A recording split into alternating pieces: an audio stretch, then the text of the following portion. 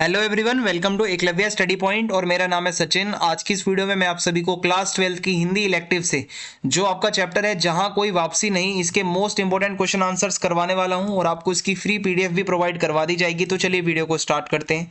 और आप सभी से रिक्वेस्ट है कि आप मुझे इंस्टाग्राम पे जरूर फॉलो कर लें। मेरा यूजर नेम आप सभी के सामने लिखा हुआ है। अगर आपकी कोई भी क्वेरी है तो आप मुझे मैसेज भी कर सकते हैं। और अगर आपको पीडीएफ नोट्स डाउनलोड करने हैं तो आप हमारे टेलीग्राम चैनल को ज्वाइन करें। Class 12 ESP new group search मारना है आपको, वहां पे आपको सारी पीडीएफ्स मिल जाएंगी। सबसे पहला प्रश्न है हमारे सामने। यहाँ पे ये टाइपिंग मिस्टेक है। आधुनिक भारत के नए शरणार्थी किन्हें कहा गया है? हमारा जो मॉडर्न इंडिया है इसमें नए शरणार्थी कौन है आधुनिक भारत के? तो ये वो लोग हैं जो औद्योगिकरण के कारण अपने घर बार को छोड़कर दूसरी जगह जा बसे हैं, यानी कि उनको खदेड़ दिया गया है उनकी जगहों से। एक जगह है सिंगरौली और वहां पर एक और गांव है नवा गांव क्षेत्र, वहां पर कई गांव आते हैं। तो वहां पर लोगों को उनके घर बार से उजाड़ दिया गया है क्योंकि वहां पे सरकारें और बड़ी बड़ी कंपनियां क्या कर रही हैं, अपनी फैक्ट्रियां लगाना चाहती हैं। तो यही लोगों को क्या है कि इधर उधर जब ये भटक रहे हैं तो इनको आधुनिक भारत के नए शरणार्थी बोला गया है। फिर इसके बाद अगला प्रश्न है, प्रकृति के कारण विस्थापन और औद्योगिकरण के कारण विस्थापन में क्या अंतर होता है? देखो, जब नेचर के कारण विस्थापन, विस्थापन का मतलब होता है आप एक जगह को छोड़कर दूसरी जगह पर जब जा रहे हो, माइग्रेशन कर रहे हो। जब नेचुरली कुछ ऐसा होता है, मान लो बाढ़, भूकंप, कोई आपदा आना, आप टेम्परेरी उस जगह को छोड़कर जाते हो, सब नॉर्मल होने पे वापस आ जाते हो, है ना। तो ये होता है आपका प्रकृति के कारण विस्थापन।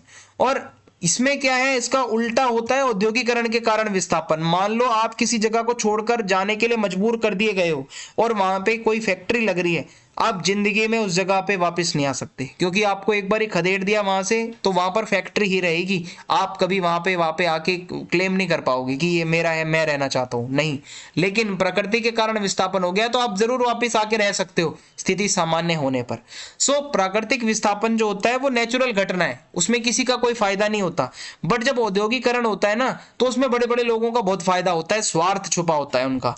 ये है। और औद्योगिकरण के कारण जब विस्थापन होता है ना तो बड़े बड़े पैसे वाले लोग कहते हैं ये गलत नहीं है, इससे देश का विकास होगा, फैक्ट्रियां लगेंगी, ठीक है। जबकि प्राकृतिक विस्थापन में ऐसा कुछ नहीं बोला जाता।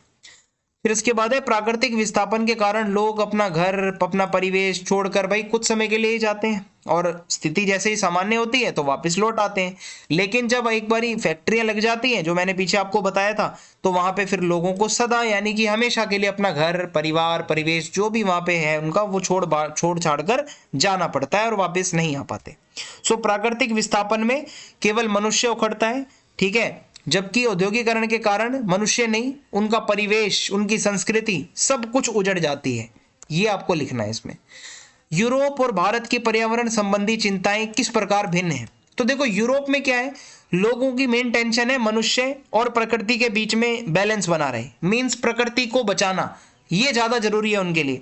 जबकि भारत में हमारे लिए हमारी संस्कृति को बचाना ज्यादा जरूरी है। हमारी संस्कृति ही हमारे नेचर से जुड़ी हुई है। आप अगर देखोगे, हम पूजा करते हैं पेड़ पौधों की, ठीक है, जितने हिंदू हैं, और हम नदियों को अपनी माता मानते हैं, ठीक है, गंगा, यमुना, सरस्वती, ये क्या है, हम इनको अपनी माँ मानते हैं कि मतलब भाई ये माँ समान नदी है हमारी जो हमें मतलब पानी देती है। इस तरीके से हमारे यहाँ संस्कृति जुड़ी हुई है पर्यावरण से। जबकि यूरोप में क्या है, ऐसा नहीं है। यूरोप की संस्कृति आपको म्यूजियम्स में देखने को मिलेगी, संग्रहालयों में जाओगे, लेकिन हमारी संस्कृति ऐसी है भारत की, आपको कण कण में देखने को मिलेगी। जितने भी नेचुरल चीजें हैं हम उनकी पूजा करते हैं। ये सारी बातें हैं। लेखक के अनुसार स्वातंत्र्योत्तर भारत की सबसे बड़ी ट्रेजेडी क्या है?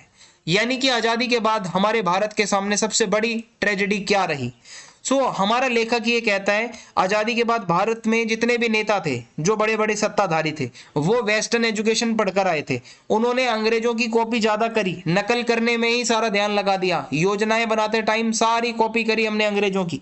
हमने ये हमारी प्रकृति और मनुष्य और संस्कृति का बीच का जो एक रिलेशन होता है वो हमने कभी समझा ही नहीं, क्योंकि हम तो अंग्रेजों की नकल करने में लगे हुए थे और हमने पश्चिम के मॉडल को ही अपना सब कुछ मान लिया, ठीक है। लेकिन अगर हम चाहते तो पश्चिम का मॉडल ना अपनाकर अपना खुद का भारतीय मॉडल भी अपना सकते थे, जिसमें हम अपने नेचर को बहुत अच्छे से समझते, अपनी संस्कृति को भी इंपॉर्टेंस देते। लेकिन हमारे नेताओं ने इतना ध्यान ही नहीं दिया, हम तो कॉपी में लगे रहे। ये सबसे बड़ी ट्रेजेडी मानी जाती है। औद्योगिकरण ने पर्यावरण का संकट पैदा कर दिया है, क्यों और कैसे? तो देखो भाई, औद्योगिकरण क्या होता है, जब उद्योग लगाए जाते हैं तो ऐसे में संकट हो जाता है बहुत ज्यादा नेचर के लिए, क्योंकि उद्योगों की वजह से चारों ओर के पेड़ पौधे काट दिए जाते हैं, जंगल वन जितनी चीजें हैं सब उजाड़ दी जाती हैं, जितने खनिज संसाधन होते हैं वो नष्ट हो जाते हैं, जो कृषि के लायक भूमि होती है वो वेस्ट हो जाती है। मान लो अभी ये भाई कोई जमीन है, यहाँ पर खेती हो सकती है, लेकिन आपने तो इसके ऊपर फैक्ट्री लगा दी, तो ये जमीन तो किसी काम की नहीं रही अब। सो ये होता है, लोगों को एक जगह से दूसरी जगह उजाड़ दिया जाता है औद्योगिकरण की वजह से, हरे भरे पेड़ पौधों को काट दिया जाता है, जिससे पूरे पर्यावरण में बैलेंस बिगड़ जाता है। सो ये सारे क्वेश्चन अगर आप करके जाओगे तो आपको जरूर ये देखने को मिलेंगे पेपर में। और आप चैनल को सब्सक्राइब करना ना भूलें, वीडियो को लाइक करें और वीडियो को ज्यादा से ज्यादा शेयर करें और कमेंट बॉक्स में जाके फीडबैक लिखें। जय हिंद, जय भारत।